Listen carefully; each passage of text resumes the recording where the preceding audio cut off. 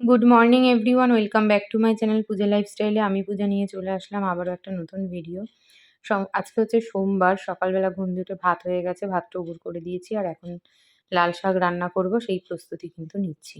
মনা তো বাড়িতে নেই, গণেশের জন্য লাল শাক ভাজা আর একটু আলু মাখা করব। গণেশ কাল রাতে বিরিয়ানি খেয়েছে, বলল আজকে আর কিছু সেরকম খেয়ে যাব না, শুধু আলু মাখা দিয়ে ভাত খেয়ে যাব। আর লাল শাকটা রান্না না করলে যেহেতু নষ্ট হয়ে যাবে, তাই লাল শাক, আলু মাখা ব্যাস এই দুটোই এখন সকালবেলা আমি রান্না করব। কারণ আমি হচ্ছে চলে যাব মার বাড়ি সকালবেলা। এই সপ্তাহে আর কেউ পড়তে আসবে না। মানে যারা পড়ে তারা সবাই ছুটি নিয়েছে। তো সেইজন্য সকালের দিকে আমার পড়ানো নেই সরি পড়ানো নেই। আর ওদিকে মনাও বাড়িতে নেই। তো সকাল করে মার বাড়ি চলে যাব। আর ইচ্ছা আছে বিকেলবেলা ৪ টের সময় যেহেতু আমার পড়ানোগুলো রয়েছে, তো ৪ টের আগে আবার চলে আসব। আজ সকালে কিন্তু টিফিনে রুটিটাও করিনি। কারণ গণেশের একটু দরকার আছে এক জায়গায়, সেখান থেকে ডাইরেক্ট কাজে ঢুকবে, তাই আর টিফিনও নিয়ে যাবে না।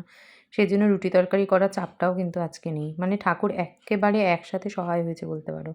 ওদিকে সকালে টিউশনিরাও ছুটি করেছে, এদিকে মনারও পরীক্ষা এই সময় শেষ হয়েছে। আর এখনই গণেশ আজকে আবার টিফিন নেবে না, মানে একদম পুয়া বারো যাকে বলে। পেঁয়াজ আর কাঁচা লঙ্কাটাকে আগে ভেজে নিয়েছি, তারপর একটা ডিমের অমলেট করে নিলাম। গণেশ ওই আলু সেদ্ধ আর ডিমের অমলেট দিয়ে খেয়ে যাবে। আর এদিকে তারপরে বসিয়ে দিলাম লাল শাক ভাজা, আর প্রেশার কুকারে বসিয়েছি হচ্ছে আলু মাখার জন্য আলুটা। মনা বাড়ি না থাকলে ঘরটা যেন কেমন একটা ফাঁকা ফাঁকা লাগে। গণেশের মতন উঠে কাজবাজ করছে, মানে স্নান করবে, ওর কাজে বেরোবে, সেই সব জিনিস রেডি করছে। আমি আমার মতন করে যাচ্ছি, মানে দুজনেই বোবা। আর এদিকে মনা যদি বাড়ি থাকে তাহলে এই সময়ে গণেশ একদিক থেকে, আমি একদিকে মনাকে খচাতেই থাকি। মানে আমাদের যত রকমের উল্টোপাল্টা নাম আছে মনাকে ডাকতে থাকি, মনার পেছনে লাগতে থাকি। গণেশ একটু বেরিয়েই ছিল, সেই ফাঁকে আমি স্নান করে নিলাম, করে পুজো দিয়ে নিলাম, দিয়ে দেখো রেডিও হয়ে নিয়েছি। মানে মোটামুটি একটু রেডি হয়েছি আর এখনই দেখলাম গণেশ এসে ঢুকেছে। বিছানাপত্র সব ওই ঘরেই গুছিয়ে রেখে যাব, কারণ এসে তো এই ঘরে পড়াতেই বসে যাব, তখন আবার এসে বিছানা নেওয়া খুব ঝামেলা। তো এই ঘরে একটা বালিশ। এখন অবধি আমি এক গ্লাস জল খাওয়ারও টাইম পাইনি। অনেক গ্লাস জল খাবো, গণেশ যাচ্ছে থালা মাজবো, চা খাবো, গ্যাস কখন দিয়ে যাবে। মেয়ে ৩ বার ফোন করেছে, মা গ্যাস দিয়ে গেছে, তুমি কখন আসবে? আমি বলছি দাঁড়া, গ্যাস এখনো দিয়ে যায়নি। আগের সপ্তাহে বুধবার নাগাদ গ্যাস বুক করেছিলাম, ব্যাস এই হয়েছে কাল বৃহস্পতিবার দিন গ্যাসওয়ালা চলে এসছে। এদিকে আমি তো মেয়েকে নিয়ে স্কুলে ছিলাম, গ্যাস নিতে পারিনি। শুক্রবার ফোন করেছি গ্যাস দিয়ে যাও, ওদের ছিল সেদিন মাতৃভাষার জন্য সরকারি ছুটি। গ্যাসওয়ালা বেরোয়নি। শনিবার দিন ছিল মনার আবারও পরীক্ষা, রবিবার গ্যাসের অফিস বন্ধ থাকে। মানে এই করে করে আজকে যদি গ্যাস না নিই তাহলে মনে হয় আমার রান্না খাওয়া বন্ধ করে দিতে হবে। এতক্ষণ আমি সময় পেয়েছি যে এখন এক গ্লাস জলটা খাবো, ঠিক আছে? আজকে আর সময়ই করে উঠতে পারিনি। আসলে দেরি করে ঘুম দিয়ে উঠলে এরকমটাই হবে।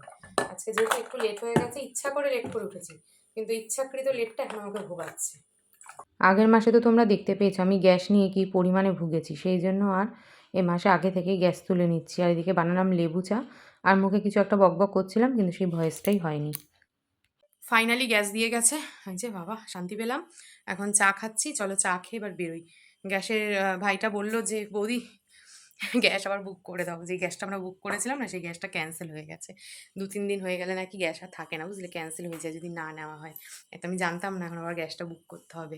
তাও চেনা জানা থাকলে দিয়ে যায় আর কি গ্যাস, এটা সবার ক্ষেত্রেই হয়।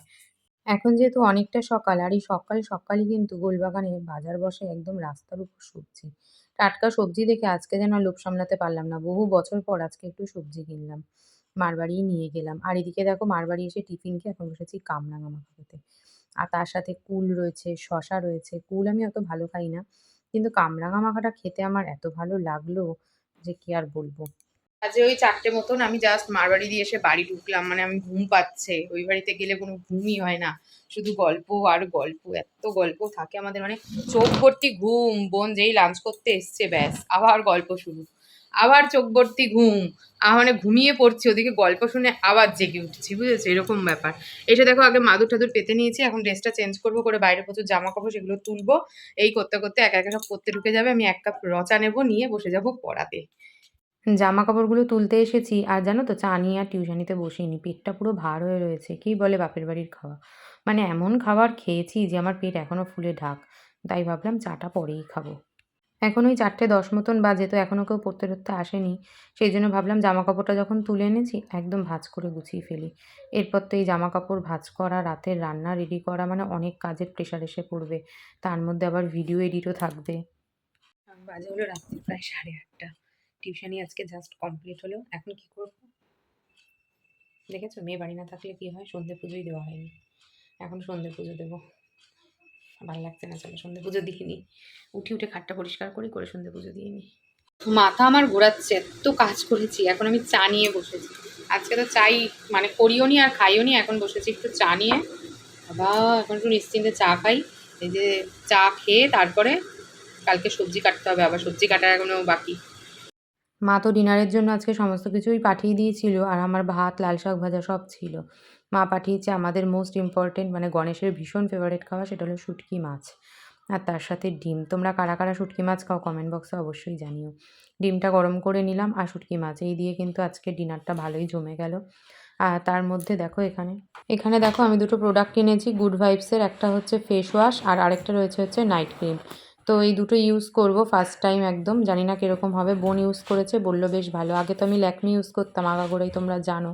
তো ল্যাকমির থেকেও এখন শুনছি এই প্রোডাক্টগুলো নাকি বেশি ভালো। দেখা যাক কেমন। তো চলো আজকের মতন টাটা, দেখা হচ্ছে নতুন ভিডিওতে।